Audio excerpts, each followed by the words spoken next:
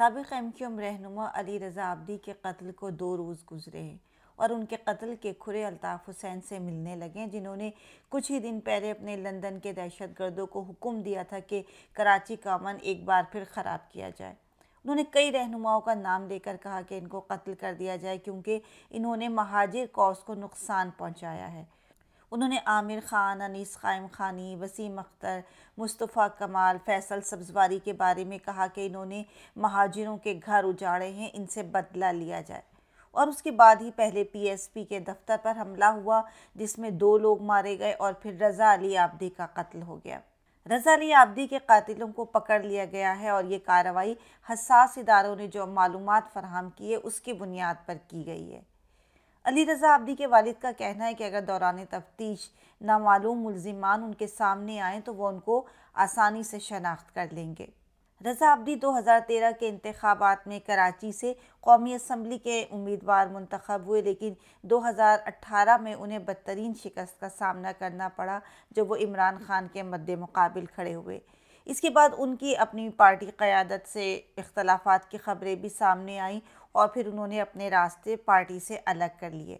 लेकिन उनके बारे में शक व शुबा किया जाता है कि लंदन वालों से दरपर्दा वो अभी भी राब्ते में रहते थे, चाहे डायरेक्ट ना सही लेकिन इनडायरेक्ट उनके ताल्लुकात अभी भी थे। पिछले कुछ अरसे से रज़ा आब्दी ट्विटर पर खासे सरगर्म नज़र आते थे और उनकी कई पोस्टों से अब उनके हालिया रुझान का भी अंदाज़ा होता है। कुछ ऐसी ट्वीट्स हैं जिनसे मालूम होता है कि अब उनका झुकाव पाकिस्तान पीपल्स पार्टी की तरफ हो रहा था।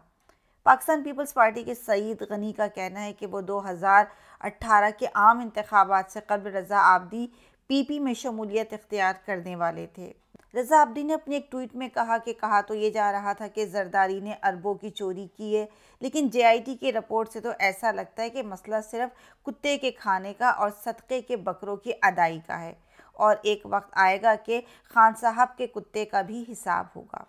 उन्होंने मरने से चंद घंटे पहले अपनी आखिरी ट्वीट जो कि उसमें लिखा कि पीटीआई की प्रेस कॉन्फ्रेंस उन इल्ज़ामात की तरह है जो वो पिछले 5 सालों से कंटेनर पर खड़े होकर लगा रहे हैं।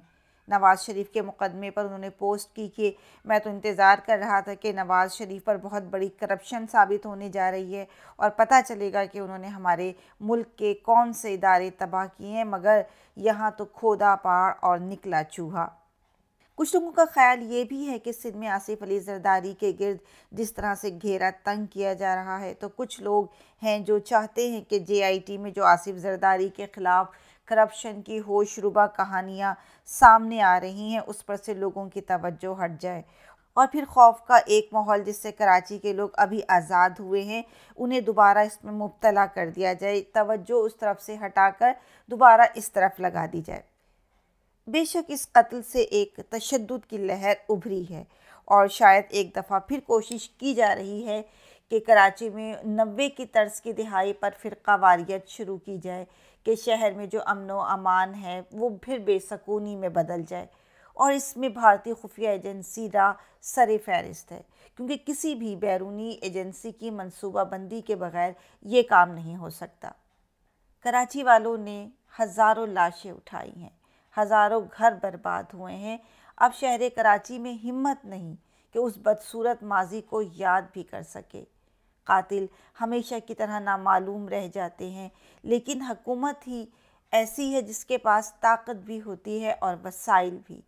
वही मुजरिमों को कैफर किरदार तक पहुंचा सकती है, नहीं तो कल फिर कोई और चलता फिरता इंसान लाश बन जाएगा। आपका क्या ख्याल है? अपनी राय से हमें कमेंट्स करके ज़रूर आगाह करें। इसके साथ ही बेल आइकन को भी क्लिक करें और हमारे चैनल को लाइक करें, सब्सक्राइब करें।